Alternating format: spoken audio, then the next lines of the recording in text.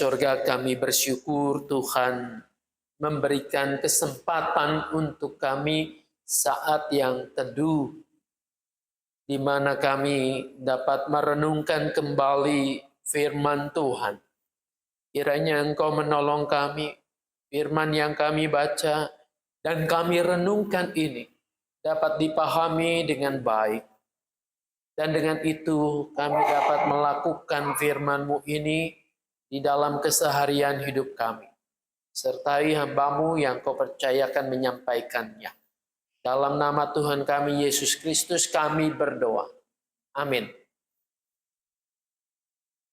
Bu Bapak sekalian, kita akan membaca, merenungkan firman Tuhan yang dilandasi oleh Mazmur pasalnya yang keempat. Mazmur 4. Saya akan bacakan untuk kita semua begini. Apabila aku berseru, jawablah aku, ya Allah yang membenarkan aku. Di dalam kesesakan Engkau memberi kelegaan kepadaku.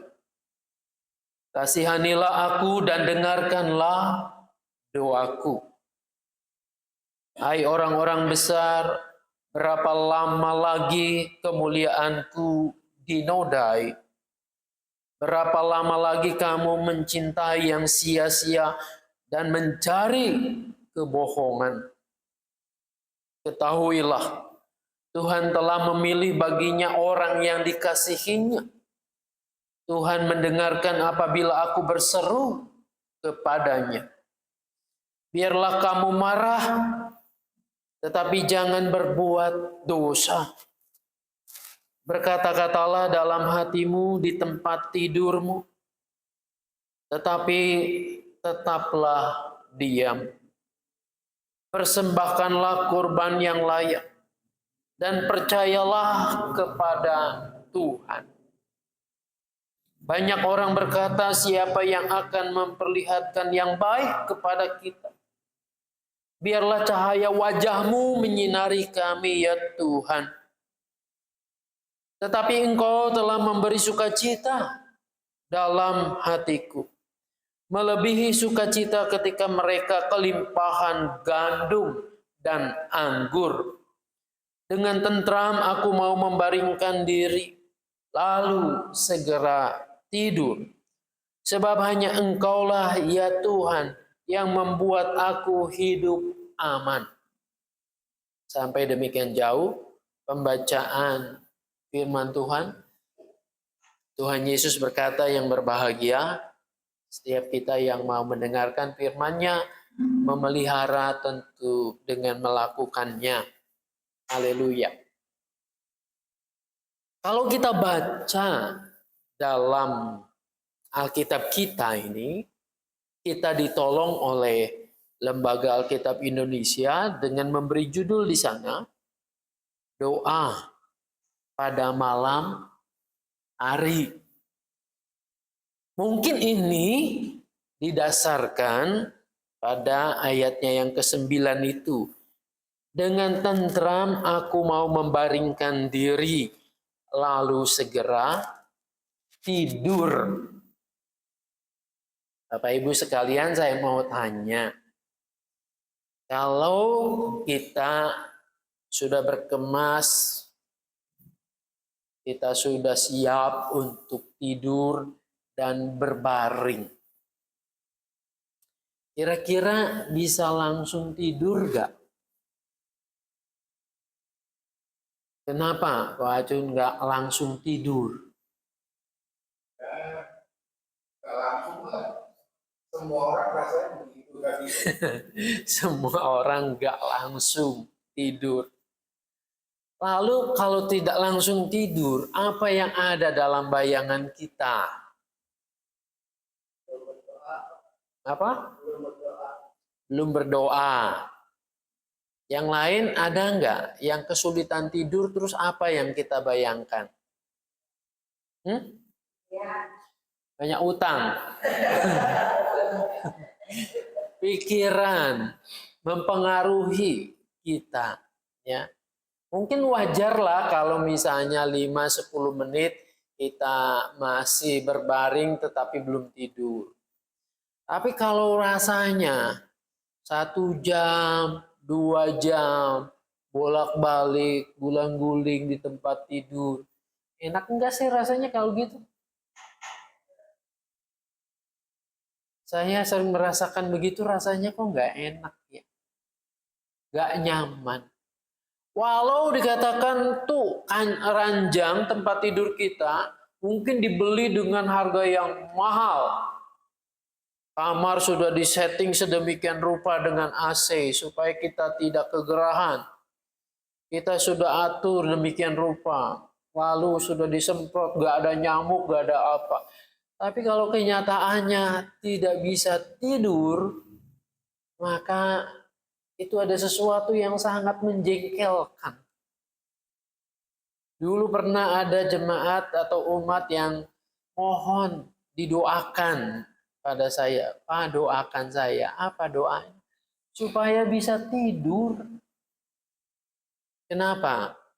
Karena selama ini, kata dia ini, saya tuh tidur mesti minum obat tidur. Baru bisa. Namun kenyataannya obat tidur kan semakin lama dosisnya akan semakin meningkat, nambah. Saya sangat tersiksa kalau kesulitan tidur. Banyak orang yang gelisah menjelang tidur. Sakit penyakitnya akan berasa, mungkin yang tadinya aktif mengerjakan ini dan itu pada siang hari, tapi pada malam hari ketika tertidur juga akan berasa ya. Tubuhnya sakit, tulangnya, sakit apanya. Apalagi dengan pikiran.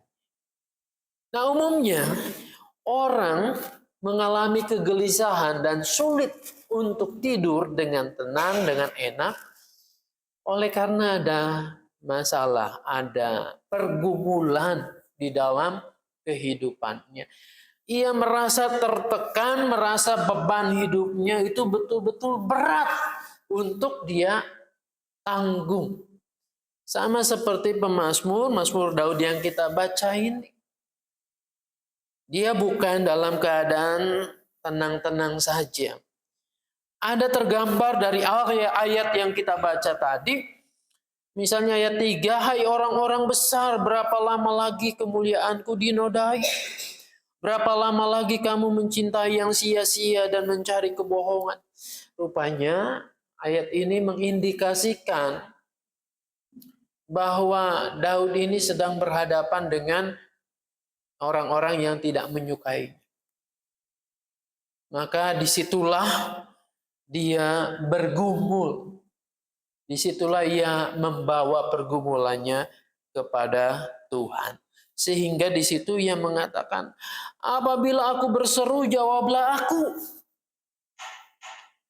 Jadi disinilah kondisi keadaannya bahwa ia tidak sedang baik-baik saja. Dia berseru dan memohon kepada Tuhan segera menjawabnya. Bukankah begitu yang terjadi buat setiap kita? Kita gelisah dengan masalah, dengan pergumulan, kesulitan kita. Maunya kita ngomong berdoa pada Tuhan, Tuhan langsung membuka jalan, Tuhan mengangkat masalah kita, persoalan pergumulan kita, kesesakan kita itu. Ini kalau kita lihat banyak orang yang tergesa-gesa, banyak orang yang terburu-buru dan seringkali menyalahkan yang lain oleh karena dia merasakan harus segera kesulitannya ini diatasi. Kita pergi ke rumah sakit pun demikian. Banyak orang yang masuk lalu pengen segera masalahnya ditangani. Sakit penyakitnya diobati dan ia segera sembuh. Kalau tidak, rasanya kok ini rumah sakit membiarkan saya begini saja. Kita menjadi orang yang mudah marah. Ada banyak sebab orang merasa tertekan, merasa dirinya terhimpit dengan masalah itu. Ada karena masalah kesehatan, ada masalah ekonomi keuangan, ada masalah cekcok dengan orang-orang yang terdekat dalam hidup kita. Ada banyak. Lalu apa yang boleh kita pelajari dari Mazmur ini? Dari Mazmur, dari Daud. Nah, saudara-saudara, kita bisa melihat di sini bahwa betul ketika hendak tidur, Daud pun membawa masalah itu di dalam doa. Dia membawa pergumulannya di dalam doa. Dan dia menyerahkannya kepada Tuhan. Di dalam kesesakan, dia katakan, Engkau memberikan kelegaan kepadaku. Ini yang oleh Daud dirasakan. Nampaknya ayat ini begitu singkat ya. Daud mengatakan, apabila aku berseru, jawablah Tuhan. Ya Allah yang membenarkan aku. Di dalam kesesakan Engkau memberikan kepadaku kelegaan. Enak sekali ya. Begitu mau tidur, dia bergumul dengan masalahnya. Dia bergumul terhadap orang-orang yang tidak menyukainya.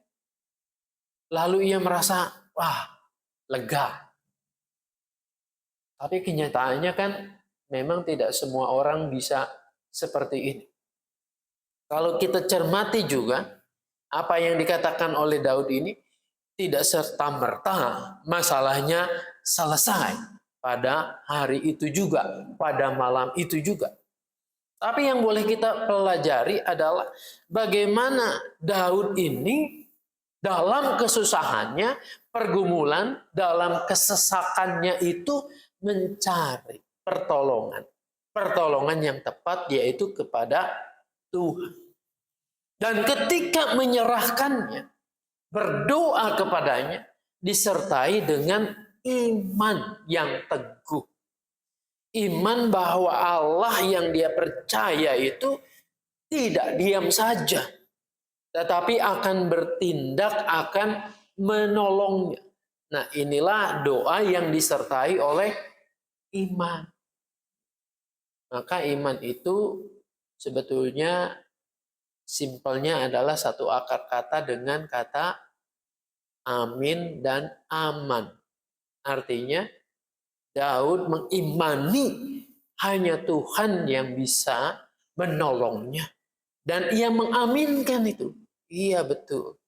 Aku percaya Engkau dapat memberikan kelegaan di tengah kesesakan itu. Lalu kan ayat terakhirnya dia mengatakan itu. Sebab hanya Engkaulah ya Tuhan yang membuat aku hidup aman. Itu ya. Jadi hanya Engkaulah yang membuat aku hidup aman. Nah, masalahnya buat kita sekalian yang harus kita kembali mungkin evaluasi dengan doa kita ketika berhadapan dengan masalah. Apakah ketika kita berdoa kepada Tuhan, menyerahkan semuanya kepada Dia, meminta pertolongannya, lalu kemudian kita masih terus kurang percaya. Hingga menghadapi hari esok, nanti bagaimana ya?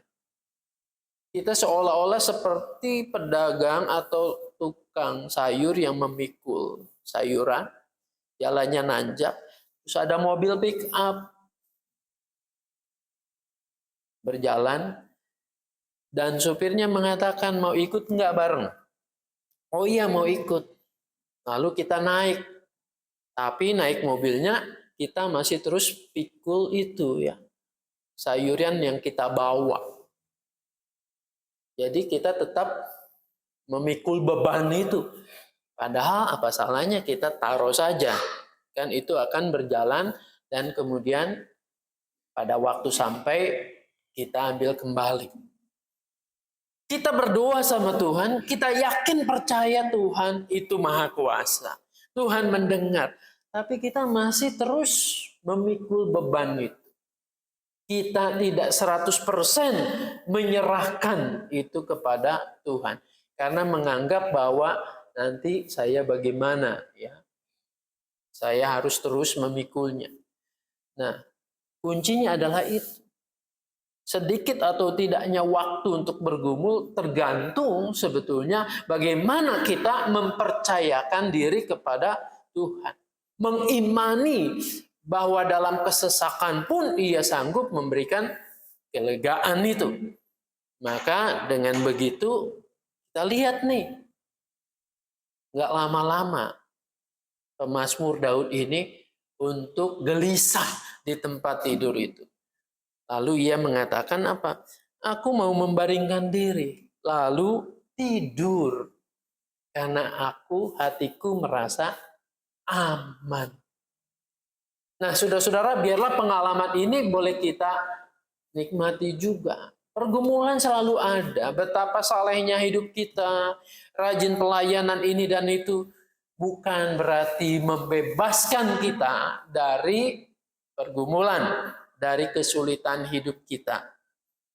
Tetapi yang harusnya kita yakini bahwa semakin kita melayani Tuhan, semakin tahu Tuhan itu siapa, kepada siapa kita melayani, maka seharusnya itu menolong kita untuk mempercayakan kehidupan kita kepada Tuhan, menyerahkan semua kepada Tuhan.